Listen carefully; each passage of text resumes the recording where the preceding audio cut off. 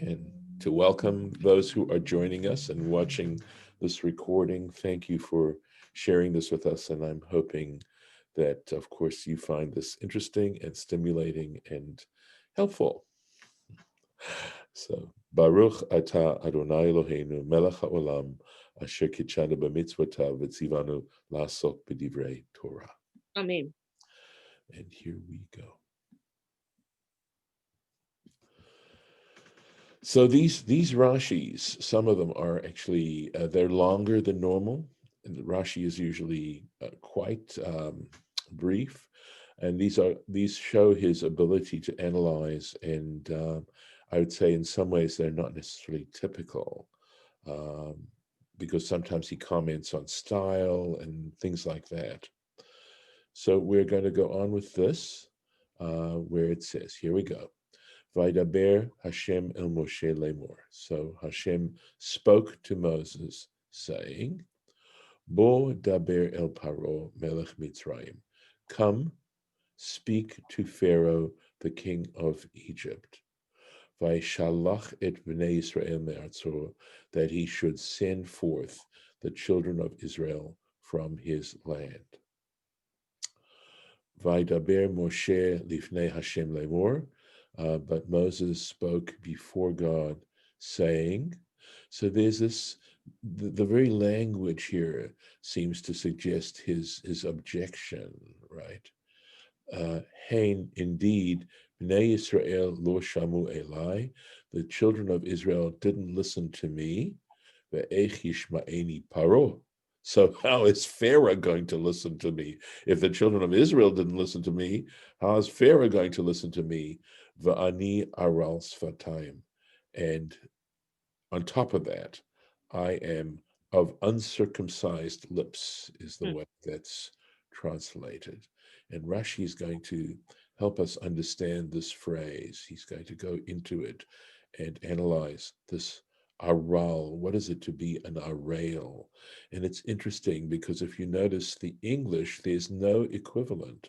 You have to use uncircumcised, the negative of something, as opposed to aral, which is not a negative.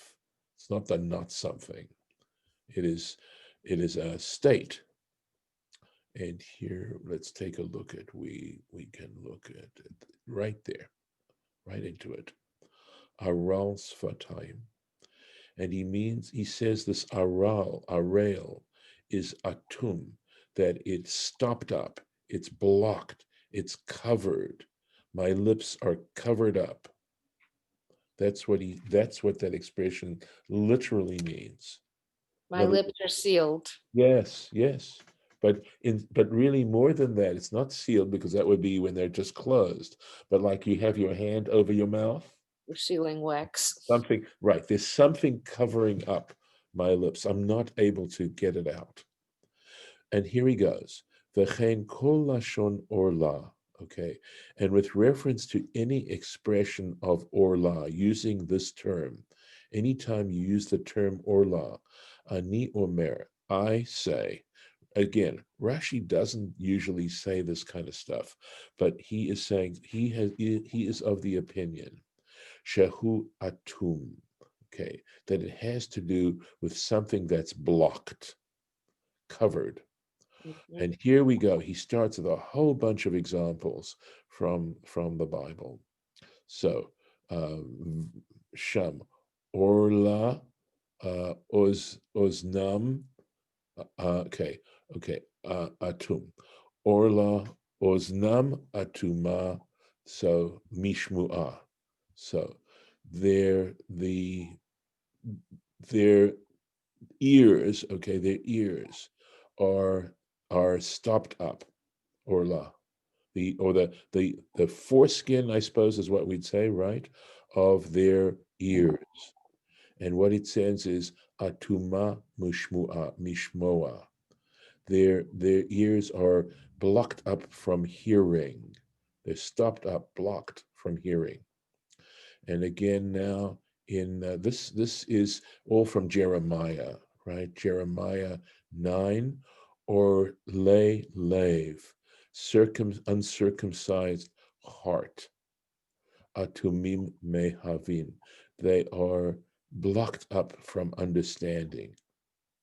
There's a barrier. They're closed. And now in Habakkuk chapter 2, Shtei gam ata v'ha'arel v'he'atem mishikrut kos haklala. So drink, it's a command, drink. Gam ata, you too, drink. V'he'arel, and cover up, right? And become uncircumcised. And I think this is Rashi's, that's the quote. And now Rashi says, Ve'atem mishikrut kos haklala, and become blocked up, closed up from drunkenness of the cup of the curse. In other words, you're going to have such troubles, right? You're just going to be reeling. Or lat basar, uncircumcised flesh. Okay, so this is referring to the foreskin, or lat basar. Shahagid atum, that is to say that the membrum is sealed up or closed up, umechoseba, and is covered up by it. In other words, how the foreskin covers up the membrum, and that's why it's called orla. And again, sometimes it's used in a positive sense too, that is to create a barrier. So basically, the word orla refers to a barrier of some kind. Va'araltem orlato. So it says, here it's using this expression, right? And he says what that means is asu lo otem, create a barrier, the kisui, and a covering, isur, of a prohibition, right? Because a prohibition prevents you from doing something. Sheyavdil bifnei achilato, that should prevent you from eating it. So in other words, create some sort of barrier. And all these are using the words orla. And here we go. Shalosh shanim yeh lachem arelim. Okay? So again, for 3 years, it shall be arel to you. And he says what it means is, again, blocked, covered, muvdal mileochlo, mileochlo, and separated from being able to eat it. And it's referring to the first 3 years of fruit trees producing fruit. So this is actually amazingly helpful. I don't think there's any simple way we'd be able to translate this word or understand this word. But to understand arel as basically having the idea of being sealed up, covered up, something that prevents you from getting to it, something that prevents any kind of exposure. So when he says he's aral svatayim, he's really saying that he is unable, he's incapable of expression. He doesn't feel he can say what needs to be said. So, ve'ech yishma'eni paro. How is Pharaoh going to listen to me, right? And what preceded that was that the Israelites aren't listening to me. So how's Pharaoh going to be listening to me? And Rashi points out, ze echad me'asara kal vachomer. This is one example of an kal vachomer argument, sheba Torah, that is in the Torah.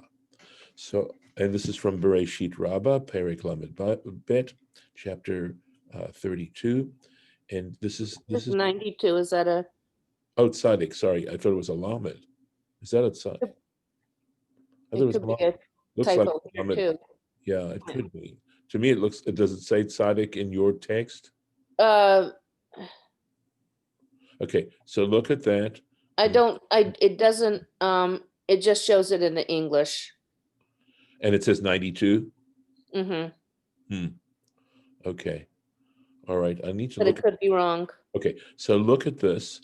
Here's a tzaddik. There's a tzaddik. Do you see my cursor where it's pointing to a tzaddik on the log line? That's a tzaddik. And look at this. What do you think? Does that look? So, and there's another Well, one of them has a straight up line and one of them has a tilted line. That's right. And here's another Up. llama. Look at that. You can compare it. Here's a lamed. What do you think? I mean, that's why. So it I see what you're and there's saying. another lamed, and there's the tzaddik. Mm-hmm. Okay. I mean, it's a subtle distinction. But let me Yeah. get into the kal vachomer. So Okay. kal vachomer is a kind of, it's called a fortiori. That's what it's called in sort of Latin. And it refers to if A is true, then B is even more true, right? So, for example, if the Israelites didn't listen to me, then for sure Pharaoh isn't going to listen. And another example: if something is forbidden on if something's forbidden on Yom Tov, would it be forbidden on Shabbos? Yes. For sure, right? And likewise, if something's permitted on Shabbat, would it be permitted on Yom Tov? Probably, Yes. right? Yeah, and that's this kind of argument.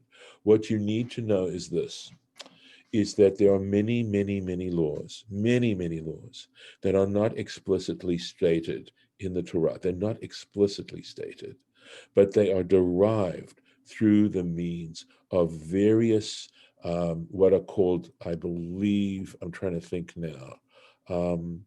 They're laws of logic. They're derived logically. They're called hermeneutic principles.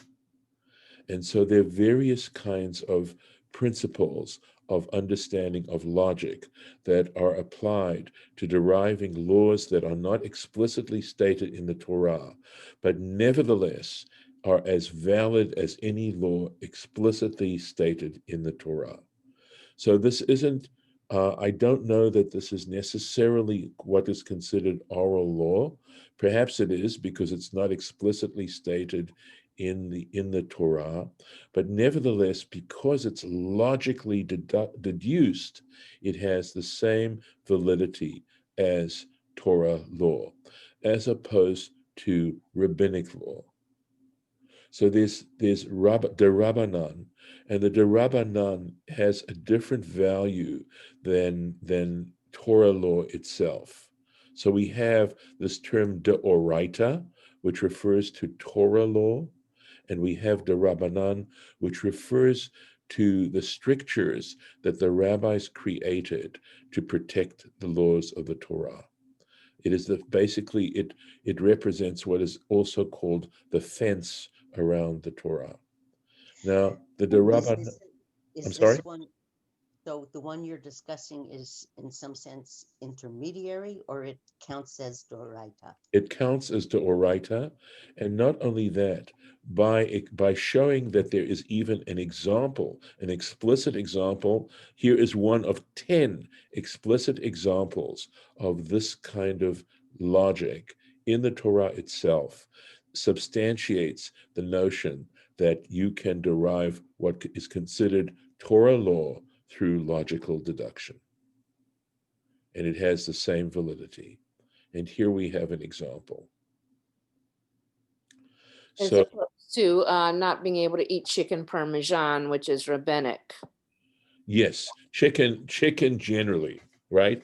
Chicken is not explicitly forbidden. There is no law in the Torah. Actually, excuse me, I have to say, Lauren, that the example you give is not a kal vachomer at all. It is a stricture of, or are you saying that as an I'm saying it example? was rabbinic. Yes, correct. That's a rabbinic stricture. Correct.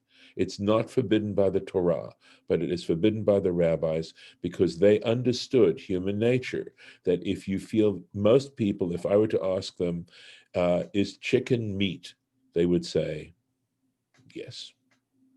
So if chicken is meat and then meat is forbidden, people might make the mistake and become confused. And then they wind up actually eating meat with milk. I don't understand all this, Okay. the thing, but we don't have to go into it now. I just wanted to say that. Okay. It is a big stuff. Is there a part specifically that is confusing you that I might be able to clarify? Yeah, I've always considered chicken meat, so I Right. just don't understand the controversy and how we got there. Okay. Well, can I, since I brought it up, can I Yes, go take ahead. a stab? It's Yeah. just that the what the prohibition that I'm specifically talking about is related to not eating a young Mhm. piece of meat that has been cooked with its mother's milk. Yeah, I understand that. Okay, so chicken does not produce milk. So Uh-huh. it's a separate category. But because these days, at least, like if you saw somebody have chicken and a glass of milk on the table, and they're just seeing meat and milk together.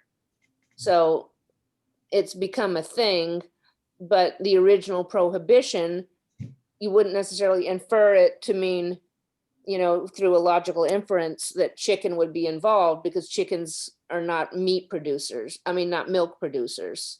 So would that be that even the hint of impropriety would not be acceptable? Yeah, the fence that Rabbi was saying is built around the Torah, but around the mitzvot by rabbis, they build a fence. So like I think that another example would be like, and this is not necessarily a law that you have to do it, but if people were to serve soy milk, they would want to protect the image, at least, of having meat and milk by keeping the container on the table so that nobody has some confusion that they're having meat and milk together. Very interesting. Yes, thank you. Okay, I need to add something though. Of I mean, course. this is, of course, yes, exactly. And that is that there's a temptation to say, oh, that's not in the Bible. It's only quote unquote rabbinic. And because, in other words, here are human beings doing this, and because it's only rabbinic, and it isn't logically deduced by these principles, well, then it's not so bad. And that is a rabbit hole you have to be very careful about, because the moment, first of all, Maimonides shows that there is a statement in the Torah that basically puts a very high price on rejecting the leaders, the laws that are put out by Rabbinic the leaders of the decisions. people. Yeah. Okay. And in Deuteronomy, it gives an example. So that essentially, even though technically, rabbinic law, such as the prohibition against mixing chicken with milk, is rabbinic and not explicitly in the Bible, contravening those kinds of things is a very serious offense. And the truth is, the rabbis were not stupid. And of course, nowadays, people, in fact, ignore the Bible too. How many people eat pig? How many people eat shrimp? How many people, eat treif meat and don't think twice about it? And And of course, I didn't those are imply explicitly, and those that are it not was implied. lesser. Those are explicitly in the Torah. So the moment you start walking down the path of saying, well, it's only rabbinic. But I did not imply that it was No, no, lesser. I didn't use the word Lauren, only or just. Yeah. Lauren, Yeah. please do not infer that. I did not imply that at all. I honestly, I wasn't. I think it's important to recognize the distinction. All right. But also, I thought it was important, even though there's a distinction, uh, to recognize that it's not an excuse to ignore it. That it's co-equal. Yes, it is. Yeah. And yet it's a subtlety. It's a subtlety, because there are circumstances where even Torah law may have to be adjusted, and the sort of way in which rabbinic law is adjusted is slightly easier. In other words, we have the oral law, which comes to comment on and adjust the written law and help us apply the written law to life circumstances. All right. But the thing is that when you consider how you want to adjust these things, or even break it possibly, you have to, there's a slightly, in most circumstances, when it comes to rabbinic law, there's more room for maneuverability. Let me put it that way. I think that's a more accurate way to put it than there is with Torah law itself. But Okay, again, yeah, go ahead. so Please. I have a comment, just how I'm relating this to myself personally. And, maybe some of this stuff is in my DNA that I don't even, having studied this only for my first time right now. I think some of this stuff is just in me because of the thing that I was talking about, any hint of impropriety. Mhm. I use that right now in my life, Mhm. that if there's any way that I'm being misperceived, it's Yeah. very important for me to clean that up immediately if I am misperceived, or my behavior is being modified, so that I don't even give that hint out there. So there's not the way of misperceiving me as much as I can. And I seem to get some of that in here. Yes, I think that's very true. I think there is a hint of that too. But the very principle you're speaking by is something called Marit Ayin, which means literally the seeing eye. And that refers to doing something that will be misperceived, and that there's a prohibition against that, that you want to avoid that that misperception about your behavior, even though you might be completely innocent. If you do something that would suggest guilt, you want to avoid it as much as possible. That's how I'm understanding you, and I think you're right on. It Yeah. is. Yeah, and that wherever it's coming from, whether it's this part that we're studying or Yeah. elsewhere, it's just something that I'm becoming Right. more aware of Right. and practicing in my life. Yeah, and it's amazing how many places there are in regular life that these things can be applied, that these sort of halachic issues are actually applied. Uh, okay, let's see how we're doing here. Okay, let's go to the next verse, and I think we are actually. I'm trying to see if we finish up the first aliyah, so to speak.